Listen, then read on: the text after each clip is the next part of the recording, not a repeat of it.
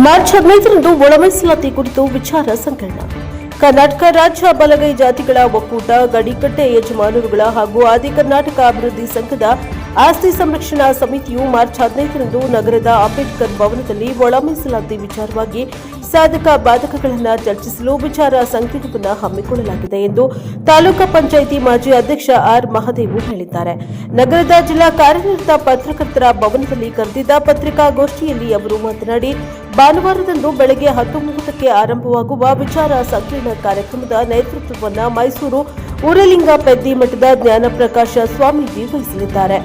ಕೊಳ್ಳೇಗಾಲದ ಕ್ಷೇತ್ರದ ಶಾಸಕ ಎಆರ್ ಕೃಷ್ಣಮೂರ್ತಿ ಅಧ್ಯಕ್ಷತೆ ವಹಿಸುವರು.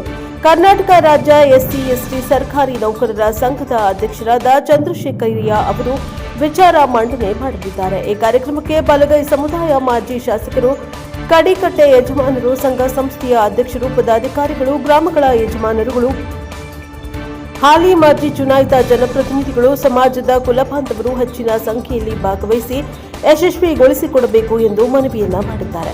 ಪತ್ರಿಕಾಗೋಷ್ಠಿಯಲ್ಲಿ ಜಿಲ್ಲಾ ಪಂಚಾಯತ್ ಮಾಜಿ ಉಪಾಧ್ಯಕ್ಷ ಅಯ್ಯನಪುರ ಶಿವಕುಮಾರ, ಚಾಮೂಲ್ ನಿರ್ದೇಶಕ ಕಮರವಾಡಿ ರೇವಣ್ಣ, ನಗರಸಭಾ ಮಾಜಿ ಸದಸ್ಯ ಆರ್ಪಿ ನಂಜುಂಡಸ್ವಾಮಿ, ನಲ್ಲೂರು ಮಹದೇವಸ್ವಾಮಿ, ಗಡಿ ಯಜಮಾನರಾದ ಸೋಮಣ್ಣ, ರಂಗಸ್ವಾಮಿ, ನಾಗಯ್ಯ, ರಾಮಸಮುದ್ರ, ಪಾಪಣ್ಣ ಹಾಜರಿದ್ದರು. ಬ್ಯೂರೋ ರಿಪೋರ್ಟ್ ಹೊಮ್ಮ ನಂಜುಂಡ ನಾಯಕ, ಎನ್ಕೆಎಸ್ ಟಿವಿ 4 ಚಾಮರಾಜನಗರ.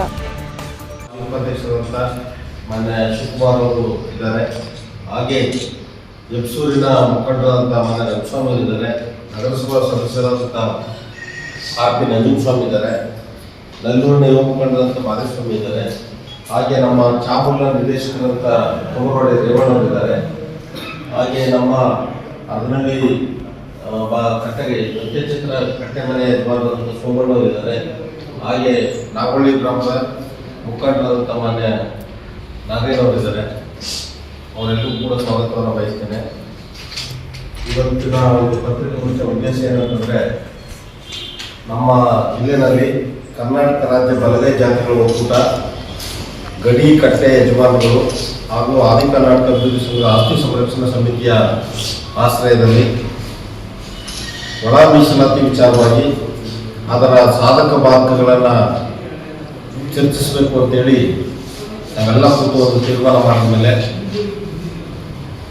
ಭಾನುವಾರ 15ನೇ ತಾರೀಕು ಬೆಳಿಗ್ಗೆ 10:30 ಗಂಟೆಗೆ ಚಾಮರಾಜನಗರದಲ್ಲಿರ್ತಕ್ಕಂಥ ಅಂಬೇಡ್ಕರ್ ಭವನದಲ್ಲಿ ಒಳ ಮೀಸಲಾತಿ ವಿಚಾರವಾಗಿ ಅದರ ಸಾಧಕ ಬಾಧಕಗಳನ್ನು ಚರ್ಚಿಸಲು ಅದಕ್ಕೆ ಒಂದು ವಿಚಾರ ಸಂಕಿರಣವನ್ನು ನಾವು ಹಮ್ಮಿಕೊಂಡಿದ್ದೇವೆ. ಆ ವಿಚಾರ ಒಂದು ಸಂಕಿರಣಕ್ಕೆ ಪರಮ ಪೂಜ್ಯ ನಮ್ಮ ಗುರುಗಳಾದಂಥ ಜ್ಞಾನಪ್ರಕಾಶ ಸ್ವಾಮೀಜಿಗಳು ಸಾನ್ನಿಧ್ಯವನ್ನು ವಹಿಸಲಿದ್ದಾರೆ. ಈ ಒಂದು ವಿಚಾರ ಸಂಕಿರಣದ ಅಧ್ಯಕ್ಷತೆಯನ್ನು ಕೊಳ್ಳೇಗಾಲ ವಿಧಾನಸಭಾ ಕ್ಷೇತ್ರದ ಮಾನ್ಯ ಶಾಸಕರು ಎಆರ್ ಕೃಷ್ಣಮೂರ್ತಿ ಅವರು ವಹಿಸಿದ್ದಾರೆ.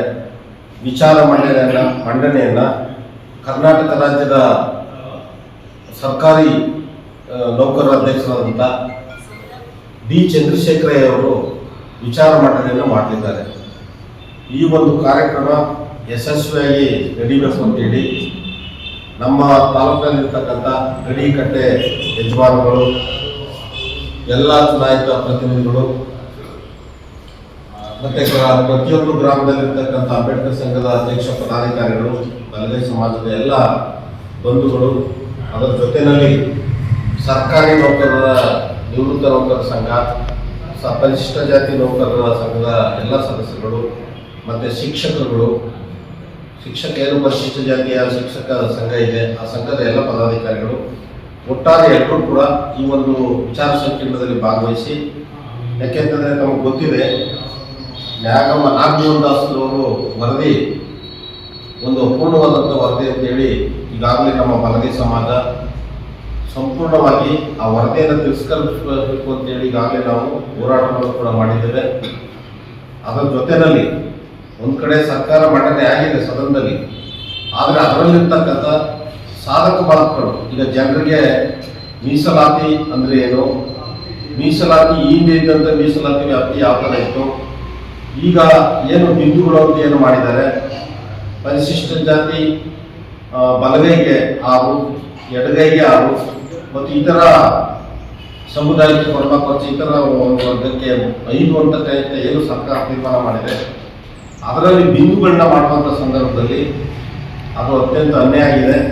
ಆ ಅನ್ಯಾಯವನ್ನು ತಿಳ್ಕೊಬೇಕಾದ್ರೆ ಅದು ಯಾವ ರೀತಿಯಾದಂಥ ಅನ್ಯಾಯ ಇದೆ, ಅದು ಎಷ್ಟೋ ಜನರಿಗೆ, ಈಗ ನಾವು ಕೂಡ ರಾಜ್ಯ ಮಟ್ಟದ ಸಭೆಗಳಲ್ಲಿ ಭಾಗವಹಿಸಿದ್ದೀವಿ, ಹಲವಾರು ಕಡೆ ವಿಚಾರ ಸಂಕಿರಣಗಳು ಕೂಡ ನಡೆದಿದೆ, ಹೋರಾಟಗಳು ನಡೆದಿದೆ. ಏನೇ ನಡೆದಿದ್ರು ಕೂಡ ನಮಗೆ ಜನರಿಗೆ ಅದು ಅನುಭವಬೇಕು. ಅದರಲ್ಲಿ ಯಾವ ರೀತಿಯಾದಂಥ ಸಾಧಕ ಬಾಧಕಗಳು ನಮ್ಗೆ ತಪ್ಪಾಗಿದೆ, ಮುಂದೆ ನಮ್ಮ ಮಕ್ಕಳ ವಿದ್ಯಾಭ್ಯಾಸಕ್ಕೆ, ಉದ್ಯೋಗಕ್ಕೆ, ಶಿಕ್ಷಣಕ್ಕೆ ಒಂದು ಹೆಚ್ಚು ಒತ್ತಡ ಕೊಟ್ಟಂಥ ಸಂದರ್ಭದಲ್ಲಿ ಮತ್ತೆ ಅವ್ರ ವೈಯಕ್ತಿಕವಾಗಿ ಅಭಿವೃದ್ಧಿ ಆಗಬೇಕಾದ್ರೂ ಕೂಡ ಸರ್ಕಾರದ ಒಂದು ಸವಲತ್ತುಗಳು ಕೂಡ ನಮ್ಗೆ ದೊರೆಯಬೇಕಾದ್ರೆ ನಮಗೆ ಅದರಲ್ಲಿ ಬರ್ತಕ್ಕಂಥ ಒಂದು ಬಿಂದುಗಳು ಯಾವ ರೀತಿಯಾದಂಥ ಕೆಲಸ ಮಾಡ್ತವೆ, ನಮಗೆ ಯಾವ ಬಿಂದುಗಳಲ್ಲಿ ಏನು ನಮಗೆ ಒಳ್ಳೆಯದಾಗುತ್ತೆ ಅಂತಕ್ಕಂಥ ಅರಿವನ್ನು ಮೂಡಿಸುವಂಥ ಸಲುವಾಗಿ ಇವತ್ತು ಒಂದು ವಿಚಾರ ಸಂಕಿರಣವನ್ನು ನಾವು ಹಮ್ಮಿಕೊಂಡಿದ್ದೇವೆ. ಈ ವಿಚಾರ ಸಂಕಿರಣಕ್ಕೆ ಸಮಾಜದ ಬಲಗೈ ಸಮಾಜದ ಎಲ್ಲ ಗ್ರಾಮಗಳಿಂದ ಬರಬೇಕು, ಜೊತೆಗೆ ಎಲ್ಲ ಪ್ರಮುಖ ಮುಖಂಡಗಳು ಬರಬೇಕು, ವಿದ್ಯಾರ್ಥಿ ಸಂಘ ಸಂಸ್ಥೆಗಳು ಬರಬೇಕು, ಅಂಬೇಡ್ಕರ್ ಸಂಘದ ಅಧ್ಯಕ್ಷ ಪದಾಧಿಕಾರಿಗಳು ಬರಬೇಕು, ಗಡಿಕಟ್ಟೆ ಯಜಮಾನಗಳು ಬರಬೇಕು ಅಂತ ಹೇಳಿ ನಾವು ಈಗಾಗಲೇ ಮನವಿ ಮಾಡಿಕೊಂಡಿದ್ದೇವೆ. ಅದನ್ನ ತಮ್ಮ ದೃಶ್ಯ ಮಾಧ್ಯಮದ ಮೂಲಕ, ಪತ್ರಿಕಾ ಮಾಧ್ಯಮದ ಮೂಲಕ ತಾವು ಕೂಡ ಅದನ್ನ ಒಂದು ಪ್ರಚಾರ ಮಾಡಿ ಎಲ್ಲರೂ ಕೂಡ ತಪ್ಪುವಂತ ನಿಟ್ಟಿನಲ್ಲಿ, ಯಾಕಂದ್ರೆ ಇವತ್ತು ಈಗ ನ್ಯಾಯಾಂಗ, ಕಾರ್ಯಾಂಗ ಮತ್ತು ಪತ್ರಿಕಾ ರಂಗ, ಈಗ 5ನೇ ರಂಗ ಆದರೆ ಪತ್ರಿಕಾ ರಂಗನೇ, 4ನೇ ರಂಗ ಆದರೆ ವಿಶೇಷವಾಗಿ ನಿಮ್ಮ ಜವಾಬ್ದಾರಿಗಳು ಕೂಡ ನಮಗೆ ಅಗತ್ಯವಾಗಿ ಬೇಕು.